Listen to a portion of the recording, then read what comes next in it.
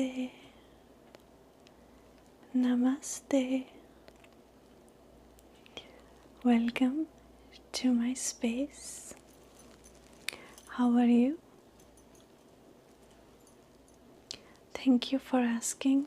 I am wonderful, blessed, alive and grateful as all of us should be. So, if you remember, last time we met, we were talking about Durga Ma, Sheravali, which is just another beautiful goddess of Hinduism. So, with that being said, I will continue this series because I think it is very fulfilling. It makes me feel very happy, and I think it gives me a sense of purpose if I am able to convey the blessings and do some spiritual cleansing on you. So I know you are excited to see which god or goddess we are going to talk about today. But don't worry, I will let you know in just a while. But before you enter this space, I have told you many times, my friend, that we have to make sure the space is clean of any kind of evil forces, negative energy, and clean our aura. Correct? So, before I start, please remind me your name. I'm going to meditate on your name and I'm going to focus on your name, right? Okay. Alright. I am not like those scammy gurus that just want to take your money and they don't care. Yeah. So, please, tell me your name. Okay. Thank you. So, let me start by taking this selenite. Selenite is very cleansing, okay? It is going to remove any kind of negative energies, and you can close your eyes, okay, while I am doing the cleansing. I am sending you all the good vibes and cleaning any kind of negativity away from you. Any kind of negativity may leave you right now. Let go of any stress, my friend, any worries, any stress lingering around. Worries about money, trouble and love and relationships, health issues, evil eye, bad luck, anything, just let it go. Let it go. Let it go. Because the divine power is bigger than anything you can ever imagine. And the universe, God, the light, or whatever you believe in, higher power, brought you into this world. So trust me when I say that power is going to look after you. It is going to make sure you are protected. Okay. How do you feel now, my friend? Good. That makes me happy. Oh, thank you for complimenting my sari. I hope the sound of my bangles doesn't bother you too much. I love wearing bangles. I think it always completes my desi look. Yeah, so let's begin, okay? Let us not waste any time because I think it is already very late, that we have not brought in the energy that we require. Hence, you are here today, right? Having issues sleeping at night, having nightmares also. So, today we are going to tackle some parts of the Hinduism. So, today I'm going to introduce you to some of the Devis. Devis also mean deities and goddesses. And as you may know, in Hinduism we have a lot of gods and goddesses, and every god or goddess has a purpose. Okay, so whatever problem you're having, or whatever you feel like, could be that one Ishtadev, what we say, whatever is that one god you should call upon, you call upon him. We have Hanumanji, we have Ganeshji, we have Lakshmiji, we have Vishnu, we have so many beautiful gods, and all of them are just helpers. All of them have such beautiful qualities. There is only love, right? And sure, we have Shiva and we have Kali Ma, but without darkness there is no light. So it is very crucial and important to understand the parts of Hinduism and all the stories. So here I am trying to teach you some of it, and I have a couple of books and I would love to make it a series, but today I'm gonna introduce you to this one. Okay, this is the book of the Devis, and Devis, females, right? So let's say in honor of the Devis, I decided to dress myself like one, very beautifully colored and full of ornaments and the little things that men and women do in Hinduism are also to remind us of the essence and beauty of Hinduism. It is a religion that teaches love, forgiveness, and it is so graceful. Okay, the women are very feminine, and that is also what I shall say a mirroring image of an goddess. Okay, so yes, of course, you can ask me anytime if you have any questions. So I am not doing the whole thing today because there is so many things that go into, like, getting ready, doing the makeup, and little things that are very much Indian, but they, if you go back in the history and read the scriptures, and especially the Vedas, or also even the Kama Sutra, it teaches you a lot of things, right? So today I'm just gonna show you some little bit what I am doing. So of course, lipstick, it is if you go in any Hindu temple, you will see the deities, the goddesses always have such beautiful makeup on.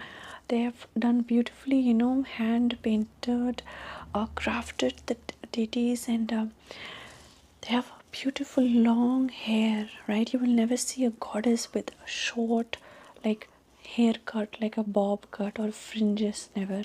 You will always see them having long, luscious, voluminous black hair. So mine is not that long, but I try to grow it out.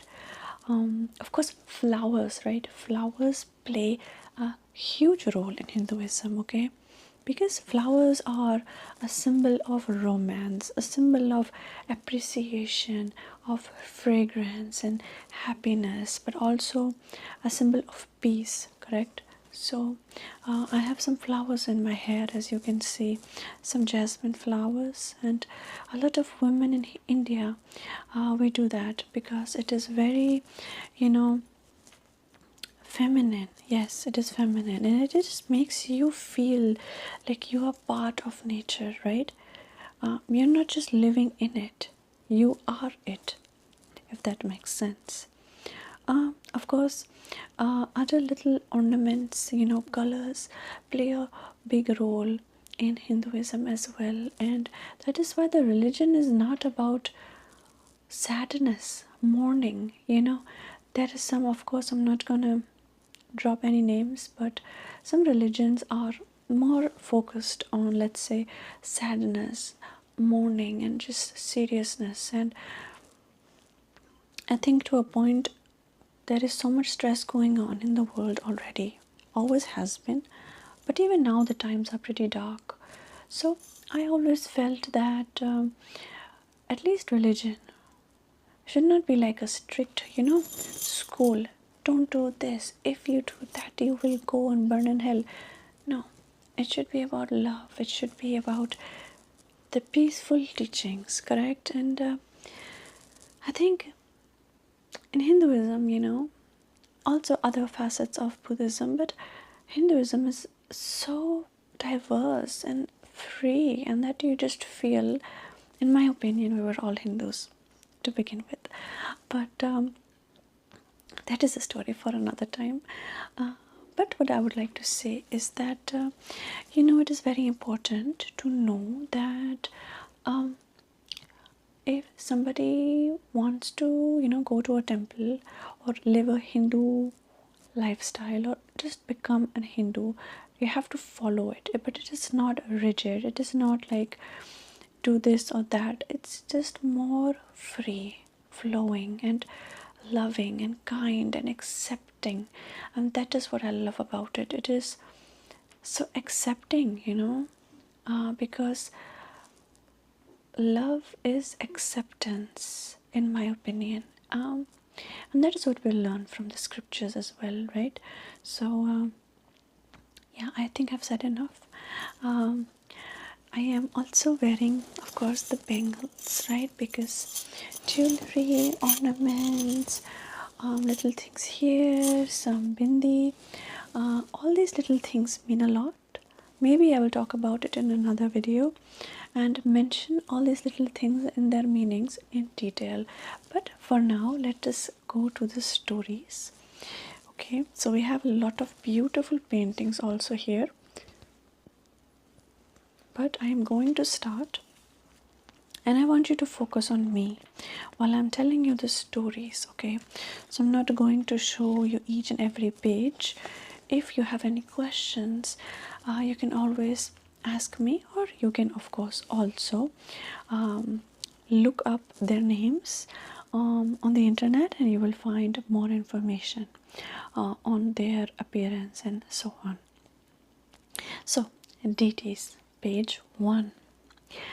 One day, Shiva and goddess Parvati played a game of dice and got into an argument. Suddenly, Lord Vishnu appeared and said, "The dice was moving according to my wish, and both of you were just under an illusion that you were in charge of the game." Shiva replied, "Everything around us is an illusion. All worldly things, even the food we eat." Hearing this, goddess Parvati became furious. In order to prove that food was not Maya, she disappeared. With her disappearance, the fields became barren and infertile because causing acute droughts and a massive scarcity of food. Upon hearing the endless prayers of gods, asuras, and humans, goddess Parvati appeared in Kashi and began distributing food. One day, Shiva appeared before Parvati holding a begging bowl.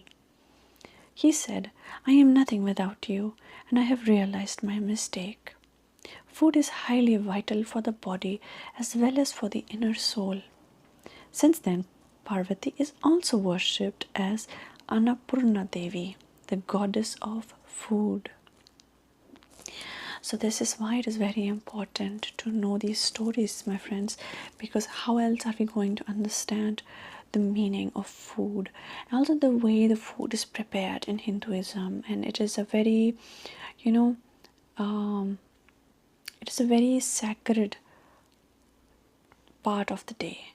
And I feel like it is really sad let me just add that really quick, that nowadays also a lot of people are just on their phones, scrolling on their phones and eating. But that is not the right way.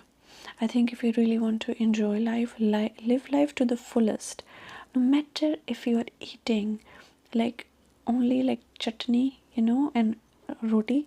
Matlab, if you're eating just a little bit of bread and sauce with ketchup, or you're actually eating a huge, dosa meal, something much larger. I cannot name anything right now, but like the most favorite meal, it doesn't matter. What matters is that you are intentionally enjoying the food, be in the moment, and this is what people struggle with, right? Like, what can we take from this story? Take every moment as it is, be it good or be it bad. Embrace it, live it. Do not be detached from the world that we live in, from the moment, from humans, from animals, from nature. And this is the problem, right? Because people just do not understand. Now let's move on to the next part. Shiva pacifies goddess Kali. Goddess Kali saved the world by taking the life out of evil Raktabej and lifted him towards the sky to drink his blood. Heavenly drunk on the blood of triumph, the effects of Raktabej's blood caused her to dance wildly. Unable to restrain herself, she made the world stutter again. The skies grew dark with her shrill laughter, and nothing seemed to stop her. Afraid that the world would collapse, the gods prayed to Shiva. "O Lord, we beg you, please do something or everything will be ruined." Shiva tried to intervene and called out to her repeatedly, but she continued her thrashing, laughing, and danced away. In an attempt to stop her, Shiva threw himself in her way. Still dancing, she stepped on her husband. It took Kali a few moments to realize who she had stepped on. Looking at Shiva, she immediately stopped her dance of devastation and became calm. So I'm going to leave this one to you to understand the story and take from it what you can. So now we are going to Goddess Saraswati. Personally, this is my favorite one. It is hard to say which is my favorite, because all of them are beautiful, but this one in particular I think I can just relate a lot with. Saraswati and Gandharvas. There was a portion that the gods treasured known as Sumras, the elixir of life. It was kept in a pitcher. A race of demigods, the Gandharvas, were entrusted with keeping it safe. Once a Gandharva, Vishvavasu, became very curious about it. Unable to control his desire, he stole the pitcher and ran towards the abode of the Gandharvas and hid it there securely. Meanwhile, in heaven, the gods came to know about the theft and were outraged. Unable to find a solution, the gods approached Goddess Saraswati for guidance. The goddess of knowledge listened to their concerns and said, "Don't worry, I will get back the potion." Goddess Saraswati disguised herself as a young maiden and carried her veena to where the Gandharvas lived. Once there, she began playing her divine music. So, Goddess Saraswati is known for playing her music, and if you look at it, I will try to show you a picture.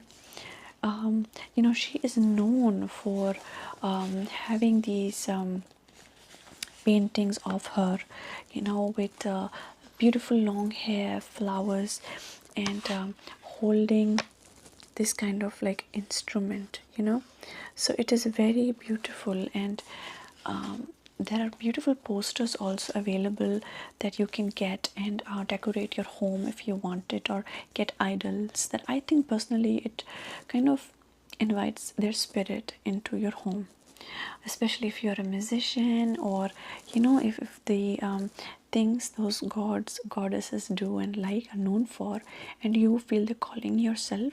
I think that is a very good sign for it, right? So let's continue. The air was filled with mellow tunes, and the Gandharvas were drawn to the music in no time. After some time, the music suddenly stopped. Vishwavasu asked the maiden, "Why did you stop playing? Could you please play again? Maybe you can teach us as well."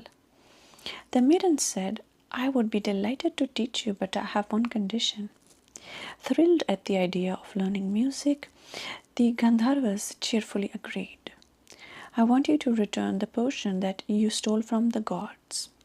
If you agree, I, Saraswati, will happily grant you the knowledge of music."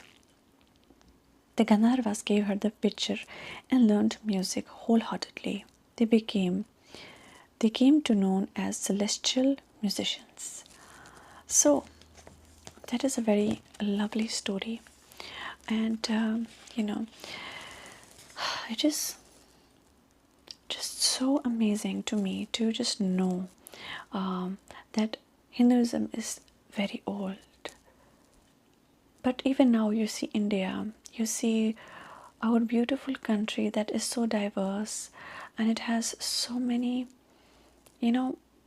colorful people, talented people, and yes, we have struggles. Yes, it's not perfect, but there is so many things that are, talents growing and living in India, and musicians, artists, dancers, and all of that is because the religion and the culture also sort of encourages it, and I think that has a huge effect on it, right? So shall we move on to the next story, or are you tired? Okay, all right, let's do another one. Ganga gets cursed. So with Ganga we mean Ganges, the holy river. One day Maharishi Durvasa was coming to Svargalok. He was known for becoming angry quickly and putting a curse if someone annoyed him. While he was wandering around, a rush of wind blew off the only piece of cloth that he had on his body. So Durvasa is like something like a yogi. For a simpler explanation, I will just say like a hippie, a very simple man, like a spiritual man, a man that is not wearing much, a man that is not materialistic, okay? Durvasa kept trying to wrap himself with a cloth to avoid being naked. Watching Durvasa struggle, Ganga began to chuckle. When Maharishi Durvasa heard Ganga's laughter, he was enraged. So Ganges, was laughing, and he was angry when he heard Ganga laughing. He said, "You are very disrespectful, Ganga. You are a dishonor to Svargalok. I curse you to live on earth as a river." So here is the twist, okay? Of course, it is a river now, but it was not a river before. So if you understand the story, you will understand where it is going to. Ganga was stunned. The Devas were shocked too and politely said, "Oh Maharishi, please pardon Ganga for her childlike behavior. My curse cannot be repelled, but she can return to Svargalok when her water gets polluted," replied Durvasa. Oh, so now it is getting pretty exciting, right? Because there's a lot of stuff happening, and of course we have some gods that are also full of rage because some things happen and they're gods, right? Gods, goddesses, and then certain things have circumstances cause consequences, and so if you understand the story, you will understand where it is coming from. Ganga reaches earth. So Bhagirath, a former king and now a rishi, did great penance and prayed to Lord Shiva to relieve his ancestors from their curse. Due to a curse put on them, his ancestors' soul could never ascend to heaven. With his vigor and righteousness, Bhagirath impressed Lord Shiva. So, really quick, if you know anything about Hinduism, what is the first thing that comes to your mind? Let me know in the comment section down below. But to me, when I was not aware of Hinduism in the beginning, I always thought reincarnation, right? Many lives, many chapters, and it is very true. So here we talk about this chapter when you see reincarnations, ancestor soul, ascending to heaven, reaching moksha, all these things. So Shiva, this is why Shiva is also very, very, very important, and there is a lot of scriptures and also songs about Mahadev, Har Har Mahadev, Shivji. So it is very important to understand also why and what it has to do with it, right? Because reincarnation and even ascending to heaven, it is not for everybody, right? It is something that you have to fulfill by cleaning your debt, which is bad karma, and doing good karma. So sorry for the interruption. Now let's continue. So Lord Shiva appeared before him and gave him a boon. Dear Bhagirath, rise. I know your wish. I will fulfill it. Delighted and overwhelmed, Bhagirath thanked Lord Shiva. The three-eyed god then asked Ganga to come down to earth from heaven. He unfolded his hair across the sky so Ganga would not flood earth. The Lord caught her in his hair and moved till she reached earth. Slowly and steadily, he released Ganga from his entangled hair.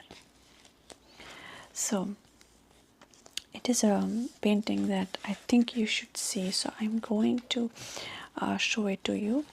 Also, if you want to search it on the internet, you can search it up, okay? Ganga reaching earth, and this is Lord Shiva, right? And here you see Ganga. So, it is many different kind of variations of these stories. It's same story, but there are different words and obviously different kind of styles the story has been told. While following Bhagirath, Ganga thought of having some fun. She flowed inside the ashram of Rishi Janu and flooded the entire place. Rishi Janu was swiftly shaken from his penance. To punish Ganga, he swallowed her waters. Ganga panicked. Trapped inside walls, Ganga begged, Rishi Janu, please forgive me for my careless act. When Bhagirath realized what had happened, he ran to sage Janu and cried, Oh great Rishi, please forgive Ganga and release her. She is the only way through which my ancestors will reach heaven, I beg you. Rishi Janu smiled and released the river. Finally, Bhagirath reached the dry ocean bed with Ganga. The goddess then flowed over the ashes of the sons of Sagara and lifting them from their curse, sent them to heaven. Overwhelmed, Bhagirath once again thanked Lord Shiva for helping him. So, what do we understand from this story? Right? This is when Bhagirath said, She's the only way through which my ancestors will reach heaven. And this is why, my friends, Hindu people go to the holy water, the Ganges, and they bring their loved ones once they have passed away, and they let them go into the river, right? Because you can see here also it is being told that this is basically for reincarnation purposes, right? It is to also ascend to heaven. Reincarnation happens regardless, and that is not the goal, because according to Hinduism, reincarnation happens regardless. The point that matters is that you want to achieve moksha, you want to stop the cycle of reincarnation over and over again, and you want to do good karma, right? So if you've done bad things, you have to let go of those. You have to do better in this life. So really, if you are struggling and if you're having issues in your life, it is most likely because you may have done something bad in your past life, right? And this is why most of us struggle, and it is completely fine to understand that, but we have to make the change. We have to be that one person to say, I am going to be the one breaking this generational curse or trauma, and so I have to stop this pain, the cycle of never ending, pain, torture, because you have to understand that you have to, like, clear the debts. If you have a debt collector and you have not paid them money, he's going to call you over and over again. It will go to collections also, because you have not, paid for your sins, so to say. And I think it is a good thing in a way, because it is in our power, right? Do not hurt other people, do not hurt even other animals. And this is why sometimes bad things happen, because if it is not told to people that, hey, if you don't stop this and this, you will go to hell or whatever, they don't care, because they think, when I die, I will see. But what about next life and the next life, right? Because reincarnation is something you cannot stop. You don't even know right now which life you are living in, right? So it is very important, and I think it is a very peaceful approach to live, and to just know that I am doing good karma, right? Because let's say the other person is not, and the other person is lying to you, cheating to you, breaking your heart and stealing your money, or whatever the person is doing. But if you are doing good, that is your good karma. It doesn't matter what the other person is doing, because that is their bad karma. You focus on yourself and do good. That is what matters. So, Ganga and Shantanu. One day, King Shantanu went hunting and saw Goddess Ganga strolling around the river. He instantly fell in love with her and, without hesitation, asked her to marry him. Ganga replied, I will marry you, but on one condition. You will never question me about my actions. If you do, I will leave you. Shantanu assured her that he would never ask her for any clarification. Soon after, they were married. In time, they welcomed the first son. King Shantanu was overwhelmed with happiness, but it did not last long. Hours later, he saw Ganga going towards the river with their son. Curious, he followed her and was shocked to see Ganga drowning their son. Bound by his promise, he kept quiet. In similar manner, Ganga drowned their 7 newborn sons. King Shantanu was filled with great sorrow. So now it obviously gives you a lot of questions in your mind why she was doing that. But we are going to find out why. When Ganga gave birth to their 8th son, King Shantanu broke his vow and asked her the reason behind drowning their children. Ganga revealed a story from the past and said, I have drowned the children to fulfill the curses put upon them, us by Lord Brahma and sage Vahishta, in our past lives. Since King Shantanu had spoken, Ganga left him. She took their 8th son to raise him. She promised to return him when time was right. 16 years later, Ganga came with their son Devarath, as she had promised. King Shantanu was delighted to meet his son. So, of course, it is a lot of deep conversations in these stories, if you think about it, because it talks about vows, promise, right? And keeping promises, the importance of a promise. It is also spoken about, Ganga, what she does, like with the sun and past life curses. So in Hinduism, it's a very big thing. Now, I'm not saying or I'm not encouraging anybody to curse anyone or drown anyone. It is just symbolic only, okay? All right. So, my friend, how are you feeling? Because we also have some other stories that I can continue if you want. Or are you tired? Okay. All right. Well, I'm glad you're enjoying it. Goddess Lakshmi chooses her husband. For Goddess Lakshmi's Swayamvara, who had appeared during the churning of the ocean, all devas and asuras, including Lord Vishnu appeared. Goddess Lakshmi specifically studied Lord Vishnu with his sparkling eyes and mischievous smile. She smiled and placed the garland around his neck, choosing him as her husband. The gods, Swayamvara means wedding. I wanted to explain to you because you may not know that word. The gods celebrated the marriage of Goddess Lakshmi and Lord Vishnu. She was Goddess Supreme who had manifested herself as Lakshmi to become Lord Vishnu's wife, his power and strength. Beautiful. Let's see. Vaishno Devi. So these are the stories combined of all goddesses, right?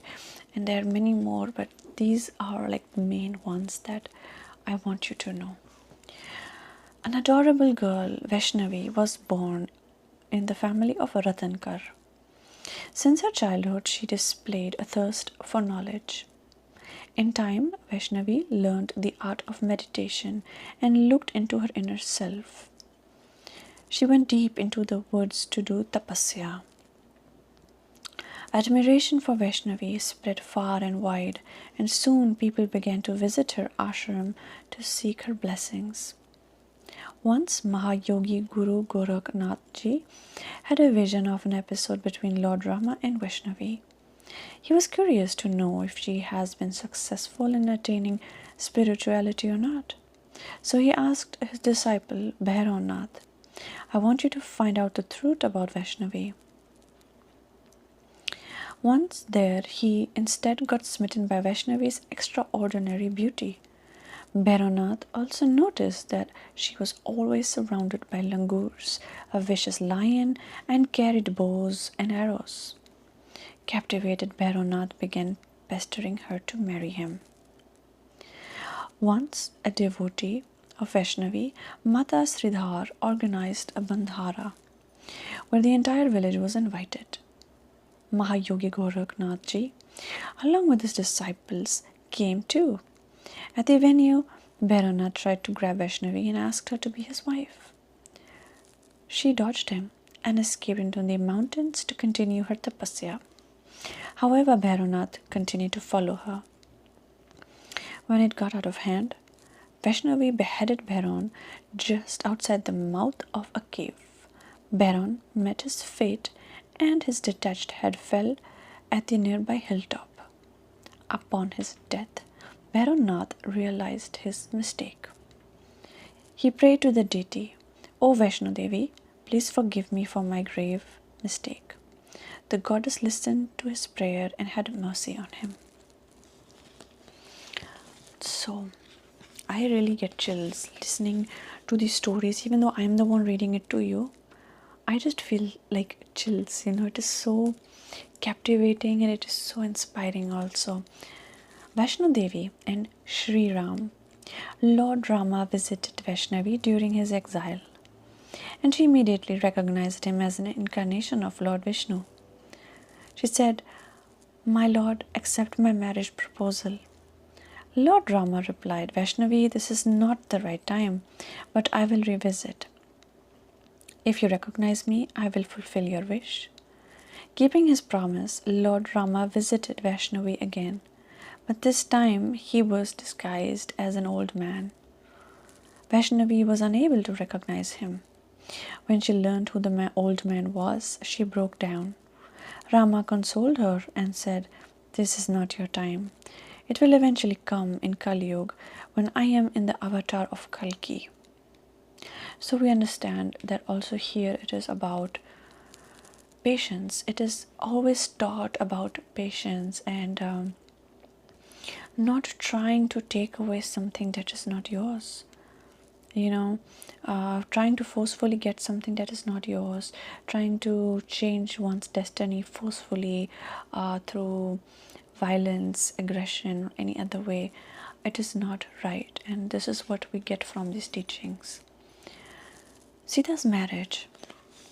One day, when the sun was shining brightly, King Janak of Mithila was working in the fields. As he thought of going back, he heard a coo. When he followed the voice, he saw a little baby girl staring back at him with a sweet smile on her face. He asked her, "Sweet girl, where did you come from?" No one was around except the two of them. The girl kept quiet. Overjoyed, Janak considered her a gift from Goddess Earth and took the girl with him. He named her Sita. Years passed by. One day, Sita was playing with her sisters and accidentally lifted the table over which the Shiv Dhanush was kept. This divine bow was so heavy that no one could even move it an inch. Janak, who was in the room, was stunned. It was then that he decided that he must find a groom equivalent to Sita's power. So, okay, I want to say something really quick here. When he realizes her strength, it is not just bodily strength. Try to understand the message in this one. It is basically saying that marry somebody equal to you, right? I'm not saying literally who is financially on the same level or look-wise on the same level, but somebody that matches your heart, somebody that matches your persona, your personality, your character. You should match somebody, because this is what the gods did. You look at the Sitaram, they're known for their love story. More to come. This is the final last page that I'm gonna read to you, and then I'm going to give you my last few words on this. Years passed. King Janak organized a swayamvar for his daughter Sita. He invited worthy kings and princes and announced that whoever wishes to marry Sita must lift the mighty Shiv Dhanush. Many princes and kings tried, but it was only Lord Rama who accomplished the impossible task. He lifted the Shiv Dhanush, but just as he tried to string it, it broke with a thunderous sound. As everyone was celebrating, Lord Parshurama came to the palace demanding to know who had broken the Shiv Dhanush. Rama humbly replied that it was he. Furious, Parshurama wanted to fight him, but Janak intervened and calmed down Parshurama. The latter learned what had happened at the palace and blessed the couple, realizing their true identity. End of story. So, my friend, this was the Devi's collection. Of course, there are many other beautiful stories you can also find on the internet if you are interested. But personally, I think it is very important to know, sort of what is the essence, like what is the basic story, what is the basic message of these gods and goddesses.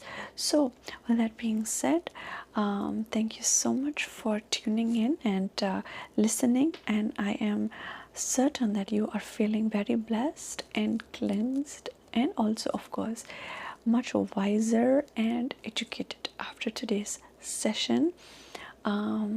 So yeah, please let me know what comes to your mind first when you hear about Hinduism, and who is your favorite Isht Dev, which is your favorite Hindu god or goddess, deity, in the comment section below.